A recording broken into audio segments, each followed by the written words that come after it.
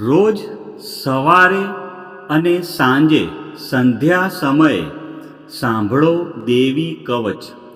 દેવી કવચ સાંભળતા પહેલાં કોમેન્ટમાં તમારી કુળદેવીનું નામ જરૂરથી લખવું અને વિડીયોના અંત સુધી જોડાયેલા રહેવું. હવે આપણે દેવી કવચનો પાઠ શરૂ કરીશું. ઓમ ચંડિકા દેવીને નમસ્કાર.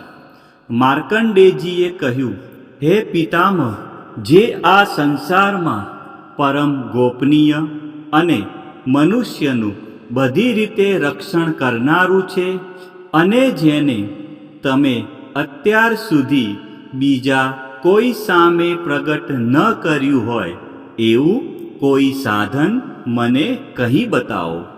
બ્રહ્માજી બોલ્યા, હે બ્રાહ્મણ, એવું સાધન તો એકમાત્ર દેવીનું કવચ જ છે, જે ગોપનીય કરતાં પણ પરમ ગોપનીય, પવિત્ર તથા બધા પ્રાણીઓ ઉપર ઉપકાર કરનારું છે. હે મહામુનિ, તે તમે ધ્યાનથી સાંભળો.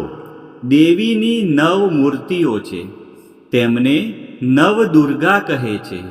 તેમના અલગ અલગ નામો બતાવવામાં આવે છે.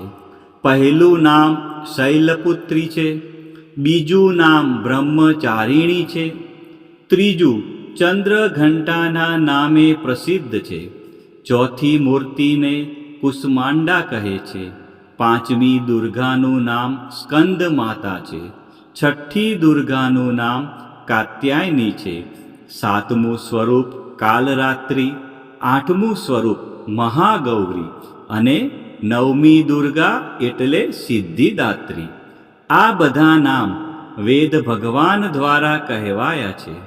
જ્યારે કોઈ મનુષ્ય અગ્નિથી સળગી રહ્યો હોય, યુદ્ધભૂમિમાં શત્રુઓથી ઘેરાઈ ગયો હોય, કોઈ સંકટમાં ફસાઈ ગયો હોય, કોઈ ભયથી ડરી ગયો હોય અને મા દુર્ગાનું શરણ લીધું હોય, તેનું ક્યારેય કોઈ અમંગળ થતું નથી. યુદ્ધના સમયે મુશ્કેલી હોવા છતાં પણ તેને કોઈ વિપત્તિ ઉદ્ભવતી નથી. તેને શોક અને દુઃખ, ભય પ્રાપ્ત થતા નથી. જેમણે દેવીનું ભક્તિપૂર્વક સ્મરણ કર્યું છે તેમનો અભ્યુદય નક્કી છે. હે દેવી, જેઓ તમારું ચિંતન કરે છે તેમનું તમે ચોક્કસ કલ્યાણ કરો છો તથા તમે તેમનું ચોક્કસ રક્ષણ કરો છો. ચામુંડા દેવી પ્રેત ઉપર આરૂઢ થયેલા હોય છે અને વારાહી દેવી પાડા પર સવારી કરે છે. ઐન્દ્રી દેવીનું વાહન ઐરાવત હાથી છે. વૈષ્ણવી દેવી ગરુડ પર આવે છે અને માહેશ્વરી દેવી આખલા પર આરૂઢ થયેલા છે. કૌમારી દેવીનું વાહન મોર છે. વિષ્ણુ પ્રિય લક્ષ્મી દેવી કમળ પર વિરાજમાન છે અને તેમના હાથમાં લાલ કમળ છે. આખલા પર આરૂઢ થયેલ દેવી ઈશ્વરીએ શ્વેત વસ્ત્ર ધારણ કરી રાખ્યા છે. બ્રાહ્મી દેવી હંસ પર બેઠેલા છે અને બધા જ આભૂષણો ધારણ કર્યા છે. આ બધી દેવીઓ માતાઓ યોગ શક્તિઓથી સંપન્ન છે, જેઓ અનેકવિધ આભૂષણો પહેરવાથી શોભે છે. તેમણે અનેક રત્નો ધારણ કર્યા છે, ક્રોધથી ભરેલી છે અને ભક્તોનું રક્ષણ કરવા રથમાં બેઠેલી છે. આ દેવીઓના હાથમાં શંખ, ચક્ર, ગદા, શક્તિ, હળ, મૂષળ, ખેટક, તોમર, કુહાડી, દોરડું, કુંત અને ઉત્તમ પ્રકારના ધનુષ્ય ધારણ કરેલા છે. દૈત્યોના શરીરનો નાશ કરવો અને ભક્તોને અભયદાન આપવું, દેવતાઓનું હિત કરવું એ તેમના શસ્ત્ર ધારણનો ઉદ્દેશ છે. મહારૌદ્ર રૂપ અત્યંત ઘોર પરાક્રમી, મહાબલી અને મહા ઉત્સાહયુક્ત હે દેવી, તમે મહાન ભયનો નાશ કરનારા છો. તમને મારા નમસ્કાર છે. તમારી સામે જોવું પણ મુશ્કેલ છે. હે જગદંબિકા, મારું રક્ષણ કરો. પૂર્વ દિશામાં ઐન્દ્રી શક્તિ મારું રક્ષણ કરે. અગ્નિ ખૂણામાં અગ્નિ શક્તિ, દક્ષિણ દિશામાં વારાહી તથા નૈઋત્ય ખૂણામાં ખગધારિણી મારું રક્ષણ કરે. પશ્ચિમ દિશામાં વારુણી અને વાયવ્ય ખૂણામાં હરણ પર સવારી કરનારા દેવી મારું રક્ષણ કરે. ઉત્તર દિશામાં કુમારી અને ઈશાન ખૂણામાં શૂલધારિણી મારું રક્ષણ કરે. હે બ્રહ્માણી, તમે ઉપરની બાજુએ મારું રક્ષણ કરો. હે વૈષ્ણવી, તમે નીચેની બાજુએ મારું રક્ષણ કરો. આ જ પ્રમાણે શબ જેનું વાહન છે તે ચામુંડા દેવી દસે દિશાઓમાં મારું રક્ષણ કરે. જયા દેવી આગળની બાજુએ અને વિજયા દેવી પાછળની બાજુએ રક્ષણ કરે. ડાબા ભાગે અજિતા દેવી, જમણા ભાગે અપરાજિતા દેવી મારું રક્ષણ કરે. ઉદ્યોતિની દેવી શિખાનું રક્ષણ કરે અને ઉમા દેવી મારા મસ્તક પર વિરાજિત થઈને મારું રક્ષણ કરે. માલાધરી દેવી મારા કપાળનું અને યશસ્વિની દેવી મારી ભમરોનું રક્ષણ કરે. ત્રિનેત્રા દેવી ભમરોના મધ્ય ભાગનું અને યમઘંટા દેવી નાસિકાઓનું રક્ષણ કરે. શંખિની દેવી અને શંખિની દેવી આંખોના મધ્ય ભાગનું રક્ષણ કરે અને દ્વારવાસીની દેવી કાનોનું રક્ષણ કરે. કાલિકા દેવી ગાલોનો તથા સાંકરી દેવી કાનોના મૂળ ભાગોની રક્ષા કરે. સુગંધા દેવી નાસિકાઓની અને ચર્ચિકા દેવી ઉપરના હોઠનું રક્ષણ કરે. અમૃતકલા દેવી નીચેના હોઠનું અને સરસ્વતી દેવી જીભનું રક્ષણ કરે. કૌમારી દેવી મારા દાંતનું અને ચંડિકા દેવી કંઠ ભાગનું રક્ષણ કરે. ચિત્રઘંટા દેવી ગળાની ઘંટિકાનું અને મહામાયા દેવી તાળવાનું રક્ષણ કરે. કામાક્ષી દેવી દાઢીનું અને સર્વમંગલા દેવી મારી વાણીનું રક્ષણ કરે.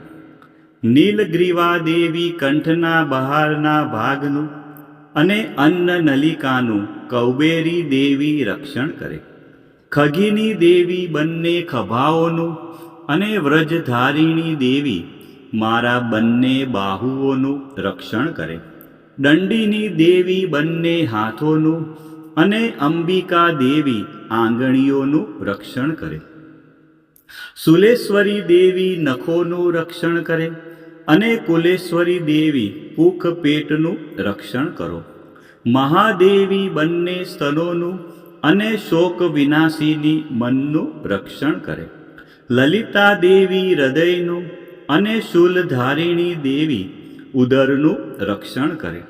કામિની દેવી નાભીનું અને ગુહેશ્વરી દેવી ગુહ ભાગનું રક્ષણ કરે.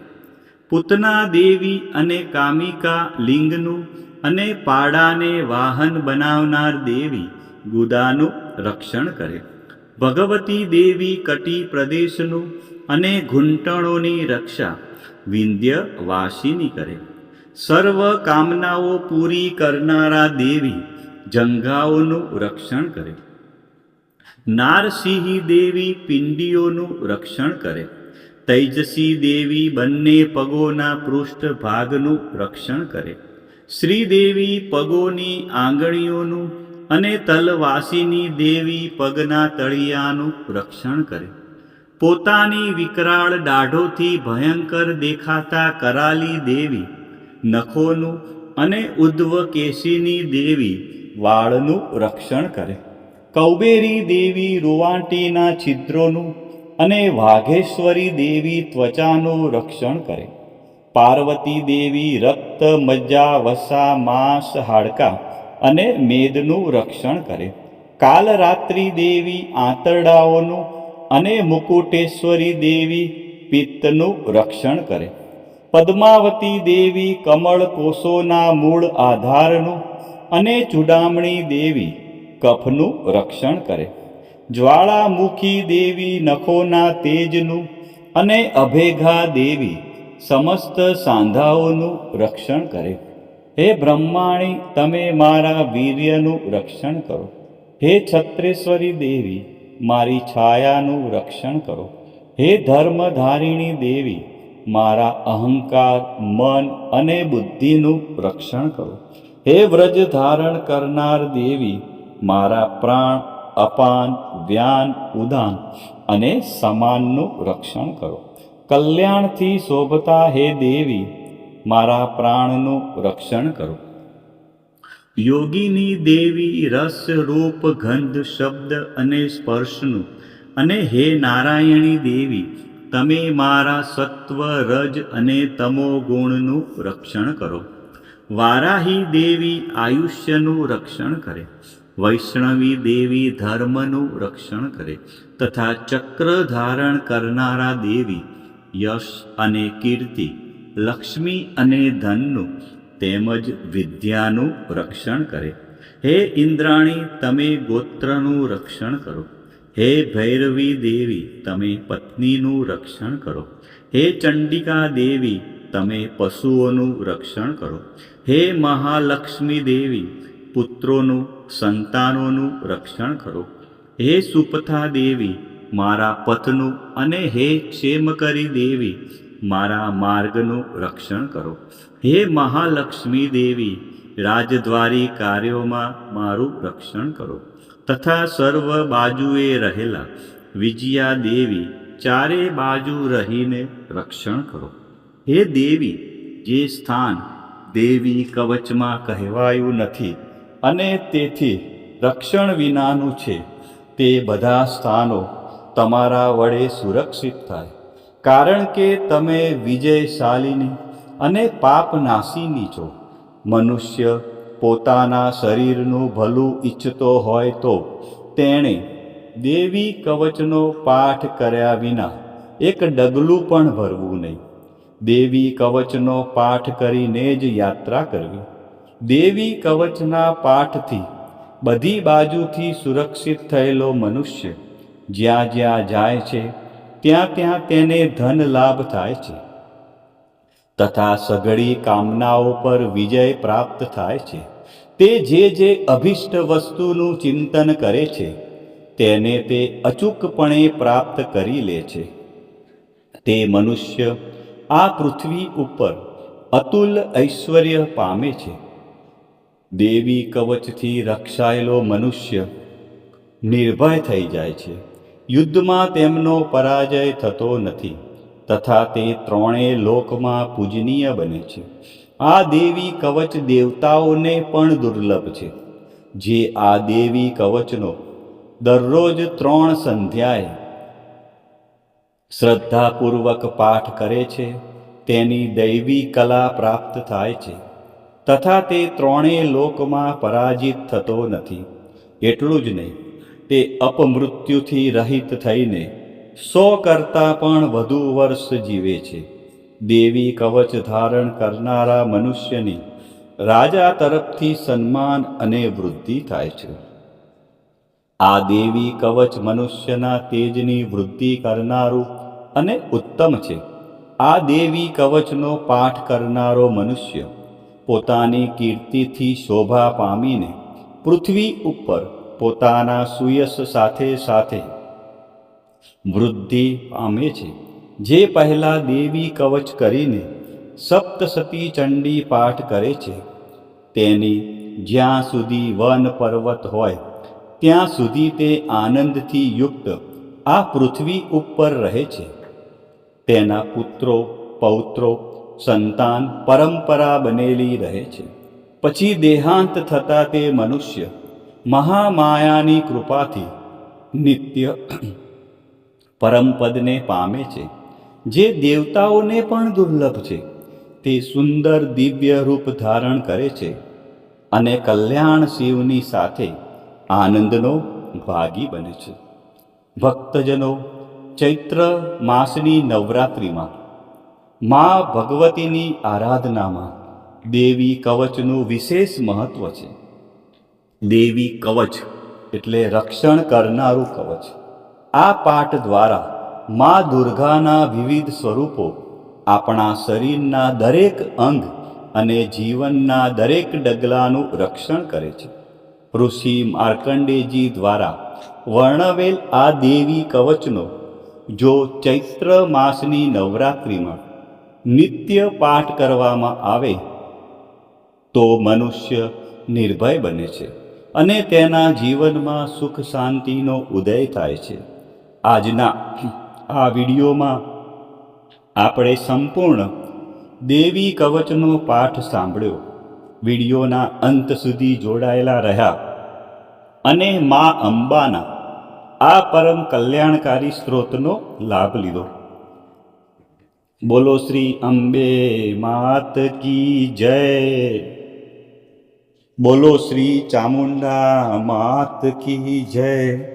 ખોડિયાર માત કી જય. ઉમિયા માત કી જય.